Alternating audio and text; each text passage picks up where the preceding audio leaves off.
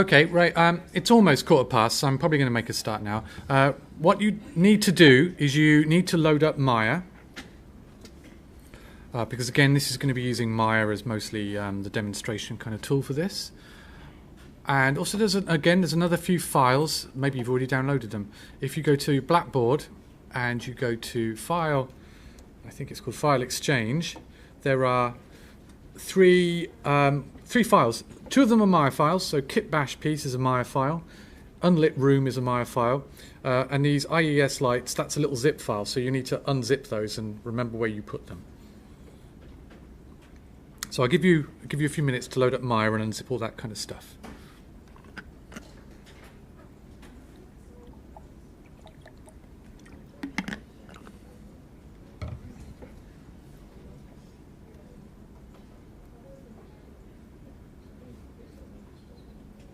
And sign the register as it's going around. Make sure you print it nice and clear. Don't sort of do doctor's prescription handwriting where I can't figure out who you are when I enter it in later.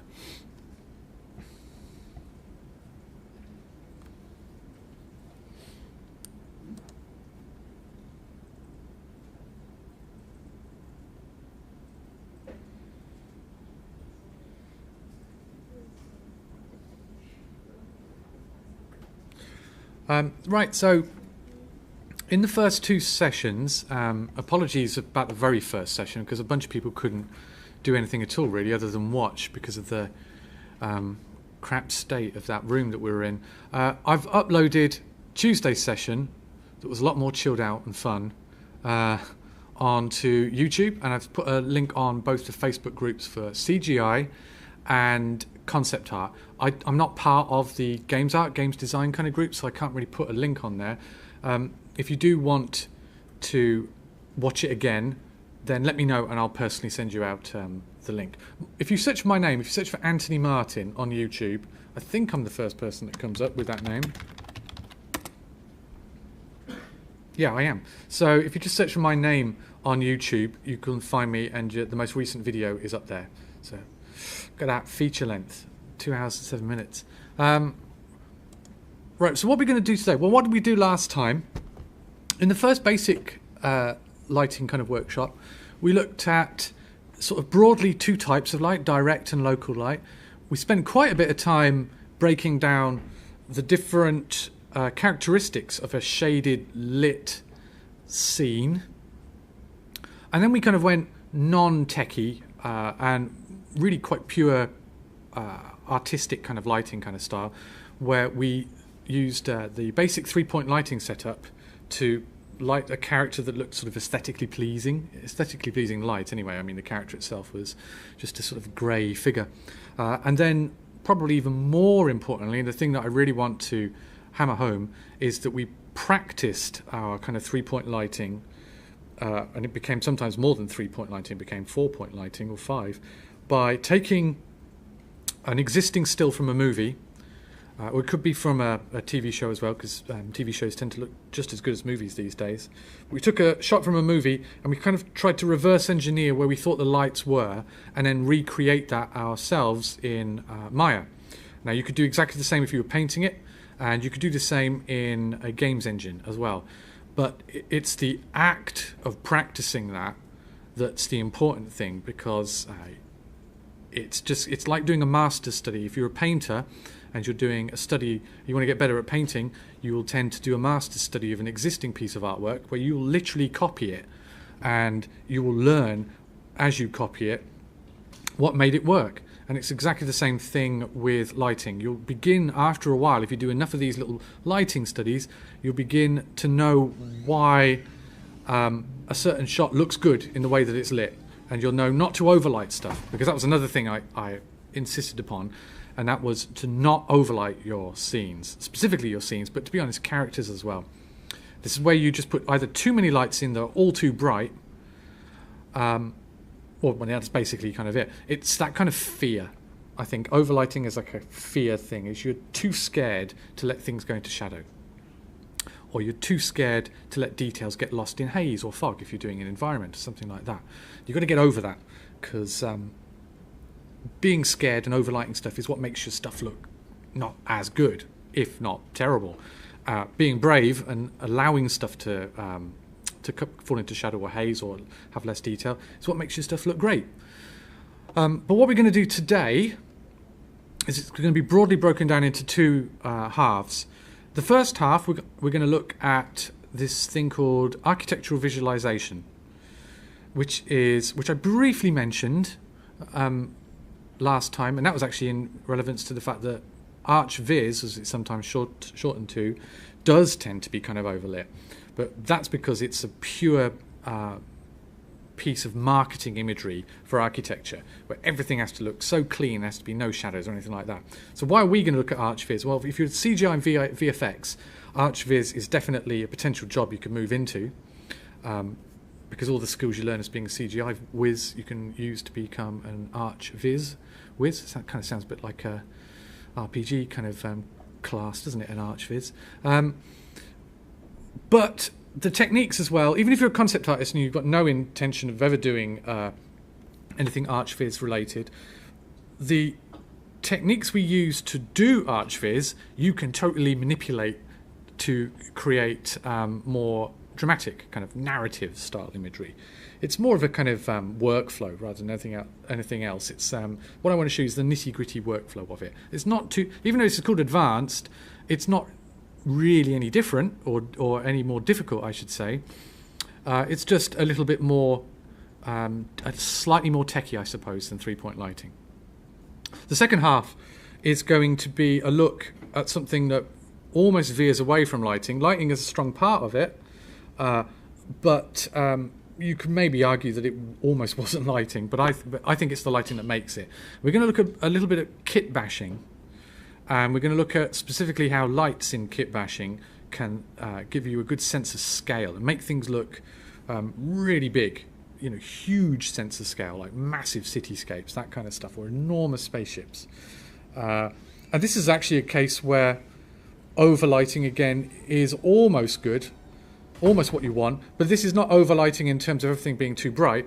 This is overlighting in terms of the fact that, whereas in three-point lighting you've got 3 lights, maybe 4, maybe 5, in kit bashing you might end up with hundreds upon hundreds upon hundreds of lights, which can become a bit of a nightmare if you want to tweak stuff, but hopefully you'll see that the way we can tackle it, again, mostly we're tackling it in a step-by-step, slowly, catchy monkey kind of way, so that you're not just trying to do everything at once and then it all just gets crazily out of hand. Okay, right. Enough of that. Let's actually sort of start here. So you've got, also what I'm going to ask you to do this time is sort of follow along with me as well. So hopefully you've got Maya loaded up. While I natter for the first bit, I want you to load up that room user guide unlit.ma file. It's not too big. It's not as big as that village scene that we did in the basic session, but it's big enough, I suppose, that it's going to take a little bit longer than a cube to load it up. Okay then. But while that loads up, I'm going to go back to Photoshop. Right, where am I? Okay, so lighting ArchViz. Architectural visualization is mostly there for selling property or selling commercial developments and stuff like that. And it broadly breaks down into 2. That's going to be exteriors and interiors. I'm not going to look at exteriors because exteriors is so simple.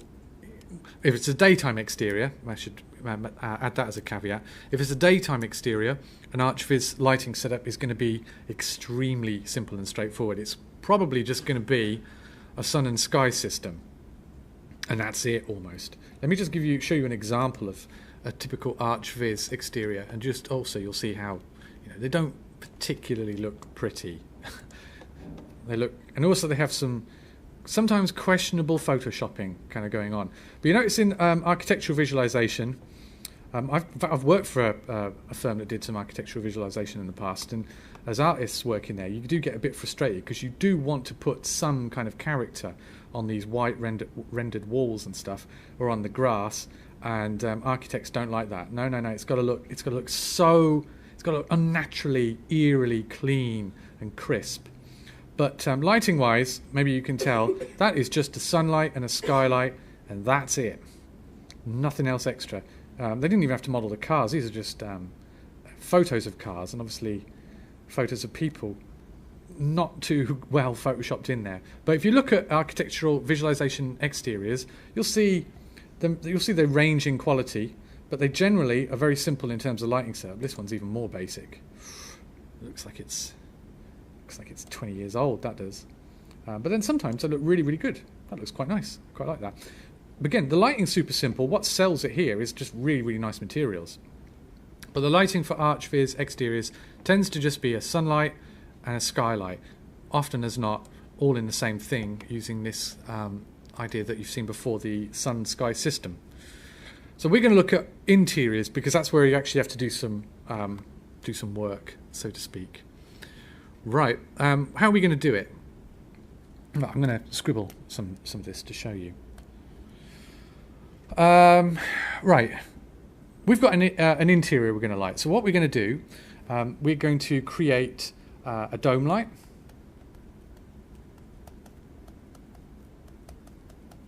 Which in Maya and any other kind of application, to be honest, is exactly the same. I think it's even the same in something like Unreal. So dome light is a special kind of light that, a little bit like a direct light source, it doesn't really matter where it is. All that matters is its kind of orientation. And normally with a dome light, if you're going to rotate it, you'll rotate it sort of around the y-axis. If we're talking Maya, Max does it differently. Max has a z-axis pointing up. Wants to be a bit different. Essentially, rotate it around its vertical axis. So we're going to get a dome light, and we're going to stick a HDRI texture map to it, and that's going to light the scene. And we're then going to create some portal lights. Or we're going to introduce you to portal lights, which kind of funnel the light from the dome light into the scene. Because as you'll see later, the dome light goes all around the scene, but often in an interior you have relatively small openings into the exterior, normally like windows and doors and stuff. And unless you're doing it at night time, it's the light from outside coming in through the windows that's going to illuminate your scene. And I'm going to show you why portal lights are so useful. And they're extremely useful to bear in mind and play with. What we'll do is we'll also add a direct light source.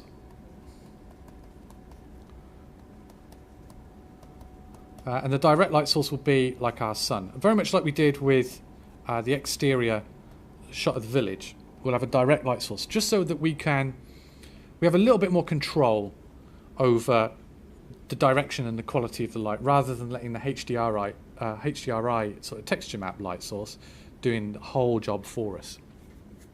I didn't manage to go to the chap from MPC who came along, but I have caught up a little bit about what he talked about. He had a cool setup by the sound of it, where he had a HDRI light, extracted the sun from it, and then sort of had three texture maps essentially. One the sky, one a kind of bloomed version of the sun, and one a single little pinpoint version of the sun. That was really cool. So that essentially does what we're going to be doing, but a little bit simpler, is that we're going to separate out the sun, which is going to be the direct light source, from the sort of skylight, which is the HDRI light source. So we're going to use this direct light source to control the actual shadows and stuff like that. I'm going to introduce you to the idea of, instead of fiddle-arsing around with the light intensity of these two, we're going to look at the exposure on the camera in Maya.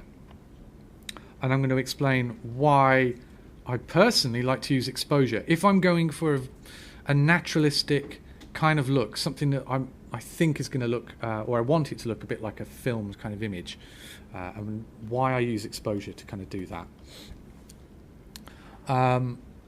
And finally, we're going to look at the fact that it's not just your lights and the exposure that's going to affect the scene and the brightness and the look. It's also massively the materials as well, because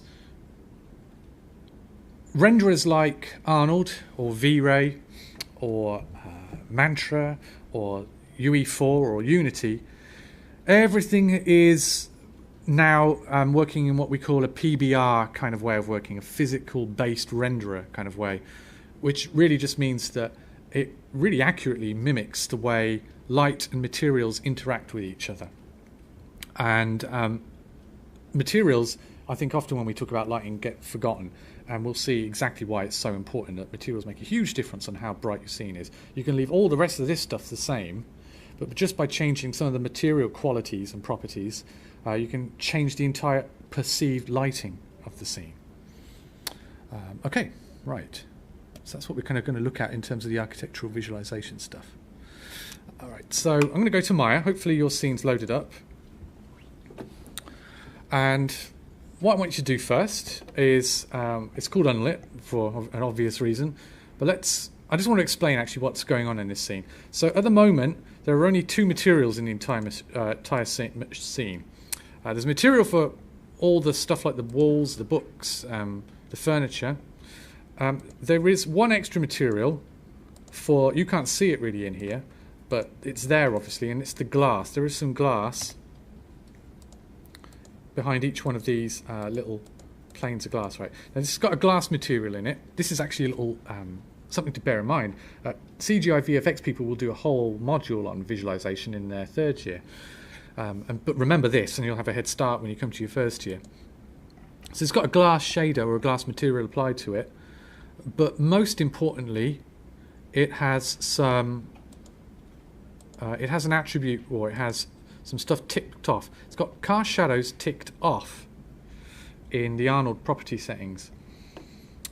Arnold renders relatively fast, not as fast as Redshift, but it still renders pretty fast considering what it's doing. And it can partly do that by assuming that every object is opaque, even when it isn't. So an object in Arnold can be transparent, you can see through it, but internally, when Arnold is calculating the actual render, it sort of goes, actually, I'm going to assume that you're opaque. And you can see here, it's actually got a tick. Every new object you create in Arnold, by default, has this ticked on. So, but the weird thing, the thing that will screw with you, is the fact that when you render it, well, let's render it. We're going to see nothing at the moment because it's black. So you think there's just a big blackness there. But if we look at the alpha channel, you can actually see through. Actually, because that's an open window, yeah. So you can't see it in the alpha at the moment. But if we were to put something behind there, you would still see through it. What would happen is it's opaque in terms of the shadows that it casts will be pitch black. Now you can unclick this, and then the shadows will correctly be the right sort of transparency themselves, but it will take longer to render, and you'll be dealing with more sort of little sort of noisy, grainy kind of issues kind of going on. It's much easier, and you'll notice hardly any difference if when you're dealing with plain bits, thin bits of glass, like glasses in windows, glass doors, sheets of glass, is to simply switch shadows off. And then you'll get around the problem of them not casting weird shadows, opaque shadows, and you'll also not have to worry about fine-tuning and tweaking render settings to get it absolutely dead right. Now, if you're doing like a bowl of fruit or like a glass of beer or something like that, then you do have to sort of go in and make sure this is clicked off, because you're not dealing with really thin bits of glass. Other renderers will have settings that will actually treat. Actually, Arnold might have a setting. Let's have a check in here in transmission. Transmit. Oh, you can't see it there. Thin film. I think that's something a bit different. Well, some renderers will have a setting in their transparency or refractive quality that says treat this glass as thin glass, and it just does a few little shortcuts so it renders quicker. It takes a few cheats. Anyway, we rendered that, and it was just black, and it was black because there's no light in the scene at all. So the first thing we're going to do, the first thing I want you to do, is create a light. So go to Arnold. This is where you want to be, in the Arnold bit. And we're going to create, just like my little, we're going to create a dome light first. Okay? So let's just create a dome light. There's this little icon just here. You can see the dome light. Now this is a big scene. This comes from this scene. I didn't model this scene. This comes from the Arnold example scenes too. And I thought might as well use it because we're using Arnold. but it's modeled to scale, so it's quite big. And sometimes you don't want to see. In fact, if I hit 5, you can see that the dome light, and for CGI and concept art students, when you're creating dome lights, it often probably appeared far away. But in this case, we've got the dome lights actually inside the room. And this can cause some problems when we put textures on it and we're looking at it. So what we want to do, first things first, before we hit render, is come down to viewport just here. And we've got this sky radius. Just put an extra 0 in there so it's 10,000 units away. So it actually goes outside the scene. So when we put a texture on it, it's not going to be as distracting. It's not going to feel weird like the sky's inside the scene. Okay, but apart from that, we're not going to do anything. So we just created a dome light. Let's do a render. So now our scene has actually got some light. So how is this sort of happening? What's actually going on kind of here? And you notice that the glass, this is the open window, so you can see through it into the bright white kind of background. But all these bits here have got glass. And the glass isn't 100% transparent, because no glass is 100% transparent. So it looks a little bit tinted through the glass. But it's still, the light is still coming through because shadows are switched off for all these planes of glass. So it's coming in. So what's happening here? Well, what's going on is, let me think, there's the best way to draw this. This is maybe the outside looking in, okay? And this is a window.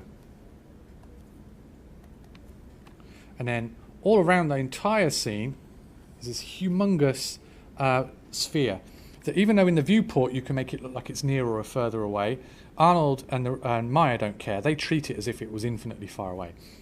And at the moment it's white. And what's happening is that a ray of light is being cast from multiple points from the dome, firing inwards. So, like that. Like that. I've got my sticky keys on. Let me just shut this off, because otherwise it's going to get annoying.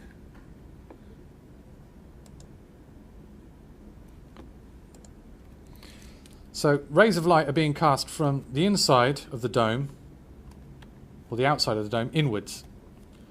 Most of them are hitting the wall and the ceiling and the floor of that model. But a few of them, not many of them, are managing to get in through the window. And it's that kind of concept, actually, knowing that only a few of them are getting into the window, that is going to explain why this looks so grainy. Why this looks grainier than if you got an area light and you stuck it in there and you didn't change any settings, but you just looked at it. Yeah, it would be dark, but it wouldn't look as grainy. This looks really grainy.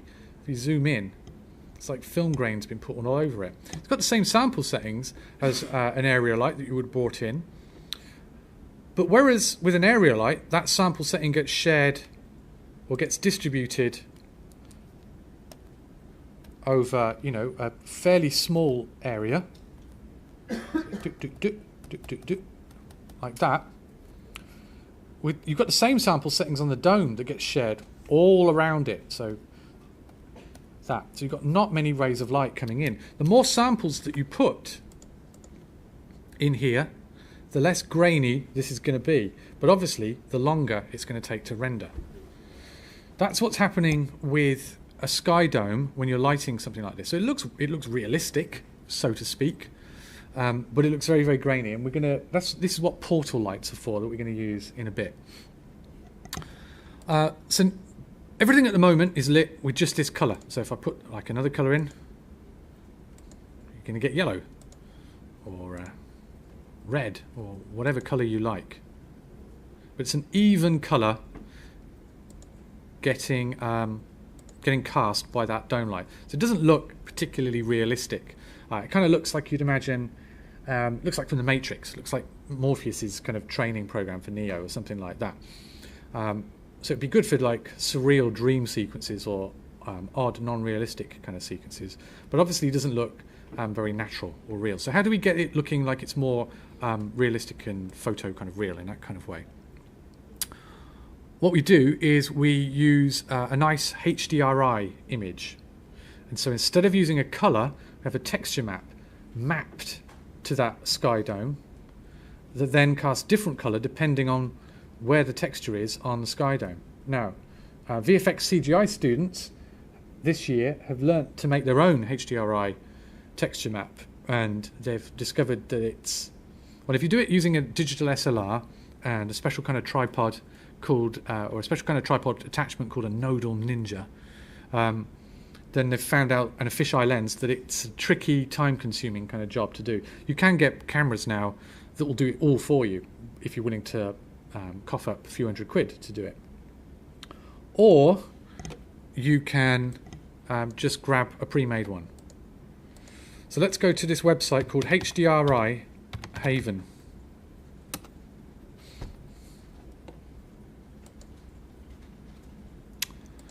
Which essentially gives you a lot of really, really high quality, 100% free HDRIs.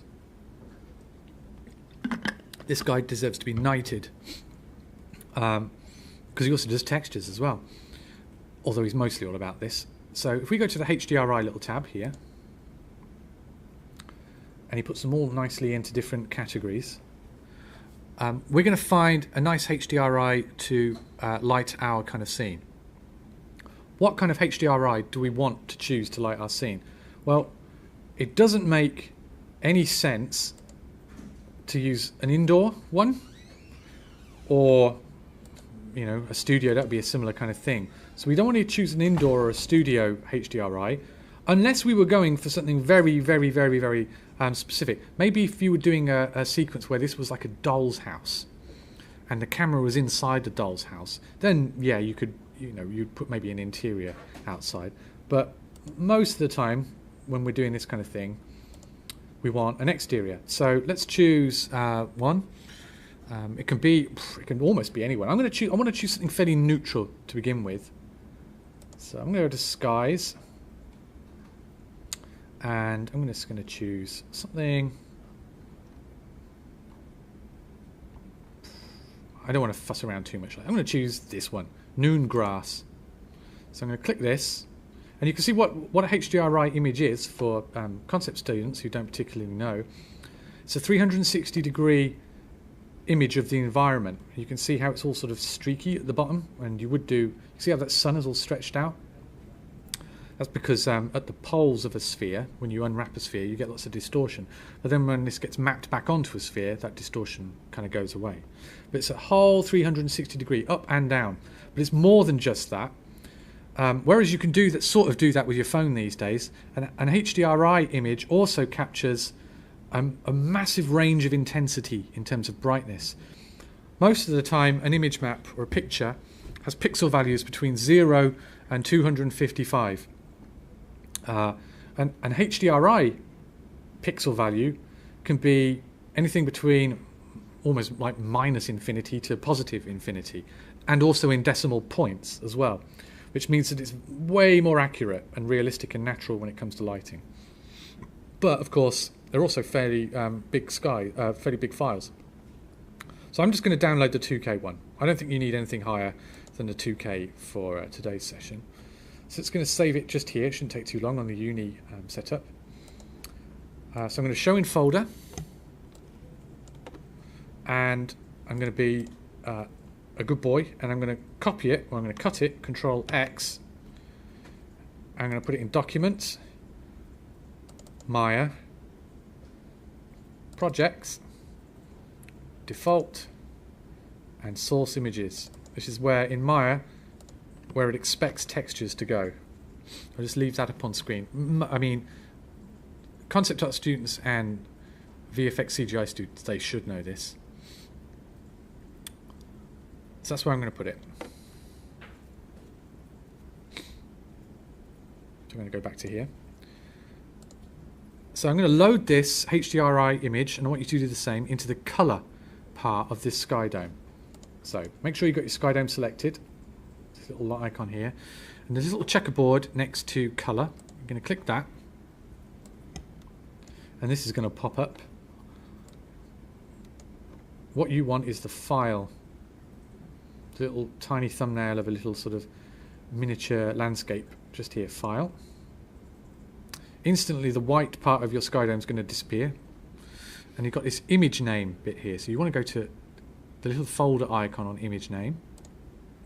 That should bring up a file browser, and look, it's dumped us straight into the source images of the project we're in, and we can see that HDRI image. Now if you hadn't put it in the source images, you'd have to root around and find it, and then also if you want to maybe take your project to another computer and work with, you'd have to make sure you copy that image, although you'd probably forget, and then you'd open up your project on a different machine and the texture would be missing, and you'd go, where's my textures? And this is why we put them in the project. So I'm going to select Noon Grass. I'm just going to hit open. We can actually see now the texture outside, so it actually looks like we're looking outside. Now I'm not going to move this or rotate it or anything at the moment. I'm just going to leave it as is. I'm not going to change the intensity or the resolution or anything just here. Once I've loaded that up, I'm going to go back to my render view and see what it looks like this time. What I'm going to do actually is I'm going to hit this little store a snapshot, and then I'm going to hit play again. So it's going to export the scene, it's going to convert the texture, and it's going to render it like that. So now it's lighting the scene using that texture map. So it looks a lot more, well, it looks as realistic as a completely white room where everything was white could look.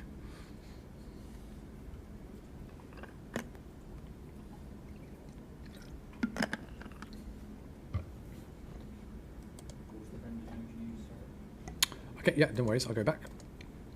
So I'm just going to break that connection just to show you again. So you've got the Skydome selected, you click the little checker box next to colour, and you want file just here. And then you go to that little folder icon, which is where you then choose your texture.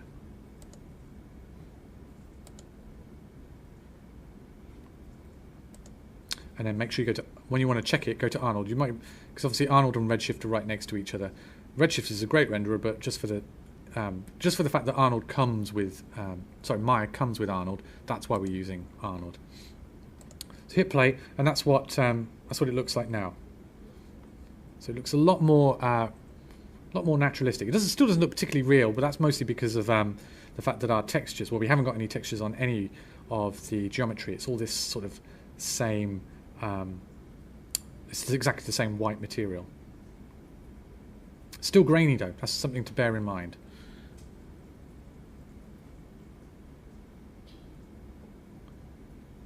So I'm going to save that as a snapshot too as well. So now I can go down to here and I can go, oh yeah, that's what it looks like with white. That's what it looks like with the texture. I can have a look at it and I can compare and contrast them. Okay. And then when you want to stop, you're going to have to remember that you've got this little eye thing still clicked on. Click that off and that will take you back to it properly rendering all the time. So that Skydome, it doesn't matter where that Skydome is, but it does matter how it's rotated. So if I select the Skydome, and if I go to channel box just here, or the channel tab, channel box tab, this shows me my translations, rotations and scales for any object that I've got selected. I'm going to select the rotate Y,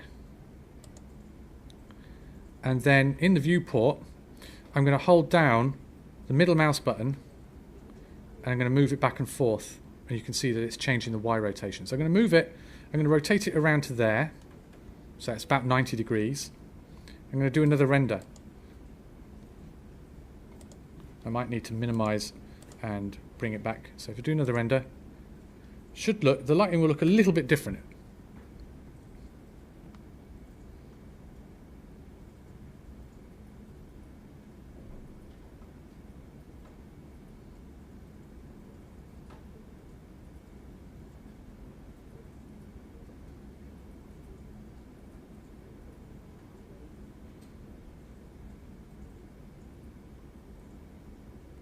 So I'm going to do another little screenshot. And we can see how different the lighting looks. So that's what it was, very subtle. But it is slightly different. There's a little bit change of green just happens there because the trees are slightly differently orientated. But if I was to move that Skydome, it wouldn't make any difference at all. It only makes a difference where I rotate it.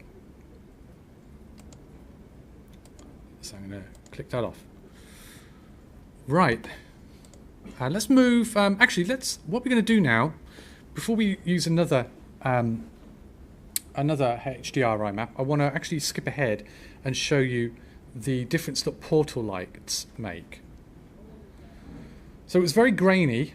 So we're going to use some portal lights. And again, I appreciate if you're coming from Mac's background, now it's going to get a little bit tricky if you haven't used Maya much before. But I'll go slow. If I just tap the space bar, no, actually no. If I do tap it, it's going to take me to the 4 view. If I tap it again, it's going to maximize whatever viewport my cursor's hovering over. Okay, but I want to go to this little button here. This gives me 2 views. And we're in a different view here. So I just want to change this one. See where it says panels? This one's going to be my render cam. And this one, panels, is going to be just perspective. And I'm going to move stuff around here and position stuff without messing up my render cam. So we're going to use a portal light, and we're going to see the difference a portal light makes to the scene. You're probably still in the Arnold tab just up here, which is cool. Now the portal light is this little one here. It's like a dome light, but it's got a little square in it. And you can click it to create a portal light. It'll create a new one just here. Let me just show you what a portal light does in theory. That was what was happening at the moment. So you've got a window, and you've got a dome light, and some of those rays are getting in, but most of them aren't. So you're only getting a few rays in there, and less rays coming in means more interpolation has to happen to get rid of grain. Now what we do with a portal light is, it's a way of funneling the light from your Skydome more efficiently into the scene, acting as a portal. So let's choose a different colour. The idea of what you do with portal lights is you place them over all of the openings in your scene. And they have a little direction arrow as well to show you which way they're facing. So you place them over every single opening in your scene. And what it does is it blocks the light coming from the Skydome. It kind of does 2 things. It blocks this light, but also then funnels the light. So instead of some of these rays hitting, it treats it more like an area light. So now there's way more rays being fired from this kind of square, this rectangle, into the scene. So it efficiently funnels the light from a dome light into your scene. So it's pretty easy to do. You create a portal light and they look like that. You don't have to worry about any settings. We're in channel box at the moment. If we go back to attribute editor, you'll see that with a portal light, there are virtually no settings. So there's nothing like color or shadow or anything like that. It's really, all that really matters is where you put it and the size that it is and where it's and the direction it's facing in. So at the moment it's going to be very, very tiny. So I'm going to scale it up. So just a reminder, R will scale things, W will move things, E will rotate things. But I just want to scale it and I want to move it so it's just outside the window. And I also want to make it a little bit bigger than the window.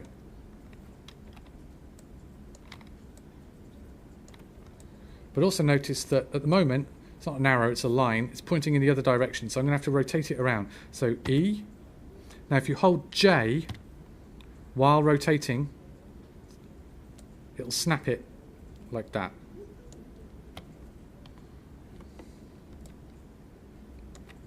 I don't have to be 100% precise. All I've got to really worry about is that it's fairly close to the window and it overlaps the window. Once I'm happy with that, well, all these windows are the same size, so I can just duplicate it. So I'm going to Control D, will duplicate it. I'm going to move it across and make sure that's pointing over there, and Control D again, and finally do this one. So now I've got 3 portal lights positioned over the windows, kind of looking in. Let's bring up the render view again.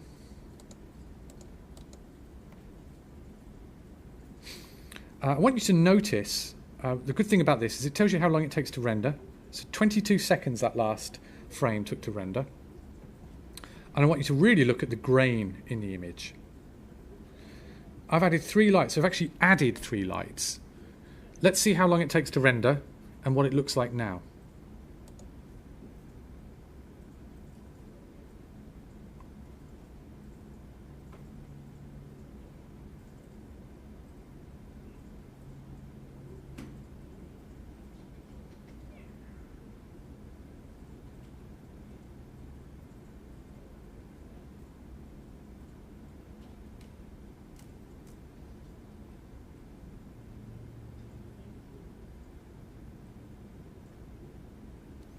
Taken exactly the same amount of time to render. There's a good chance, or there's a reasonable chance, that it would actually take less time to render, even though you've added in 3 more lights. Now let's do a screenshot, a snapshot just here. Now maybe you can already notice the portal light looks a lot less grainy. Here it is without portal lights. I'm going to zoom in. Here it is with portal lights. It's a lot smoother, and we haven't changed any settings. So portal lights are potentially going to speed up your render, or they certainly won't make it longer, and they'll also make everything look a lot more smooth, so you'll be less needing to go into your render settings and whack them up to make them work. Okay, and also portal lights don't have any settings, so you don't really have to worry about them at all. So we've got our portal lights in the scene now. We're going to change the Skydome light. So this time I'm going to go back to HDRI Heaven, and I want something maybe a bit more sunsetty. Venice sunset looks nice. So let's download this.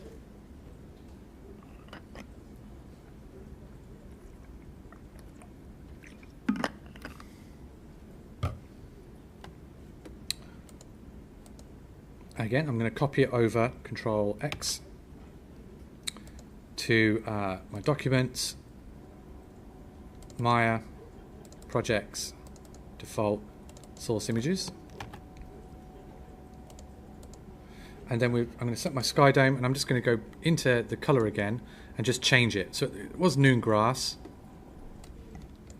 and now I'm going to use Venice sunset.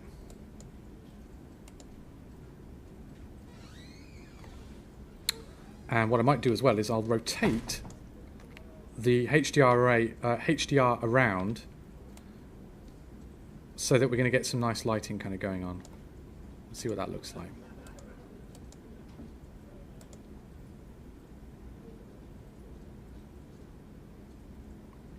Let's get a totally different feel now. Notice that we're still not getting any harsh shadows. We're beginning to, you can almost see some shadows kind of going on here, but we're not seeing hard shadows. The next thing we're going to do is we're going to use our own direct light source, like we did with the village setup, to decide, you know, how bright it's going to look in terms of, and what the shadows are going to look like.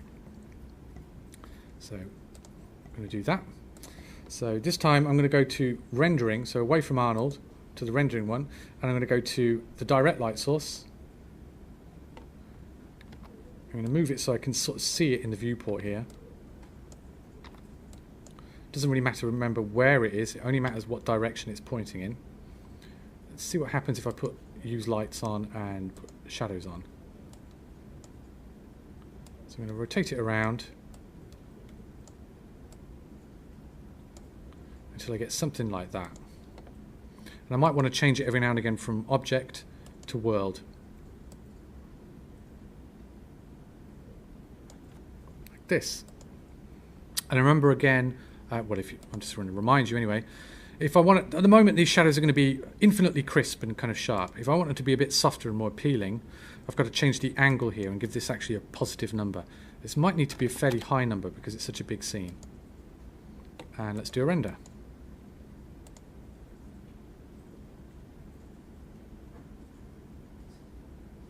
So you can begin to see some light, but I'm actually going to boost this up because the sun's going to be quite bright.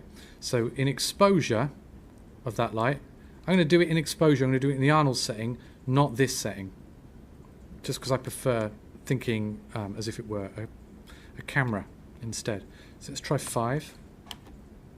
It's a bit too bright. 2. But the colour at the moment is wrong, so it's completely white. So I'm going to change that colour. So I'm going to stop it rendering. And I'm going to go to colour, and there's a little colour picker just here. And I'm going to go to, I'm actually going to choose this kind of colour here, directly from the environment. So that'll give me a good starting point for that colour. And then what I might do is just saturate it up just a little bit, like that. Let's hit play again. So now we've got a more realistic looking colour.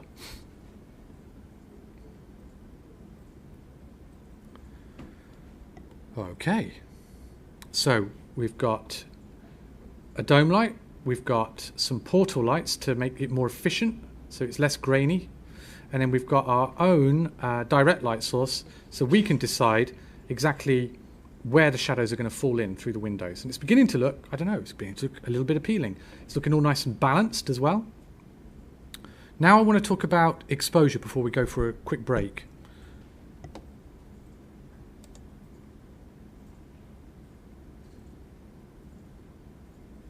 So when we created the dome light, we didn't tweak its intensity or its exposure or anything like that.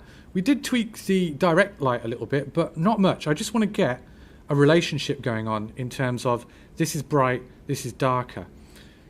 Now when I want to change the feel of whether it's a bright scene or a dark scene, I'm going to start using the camera exposure because I'm going to start treating it as if this was a real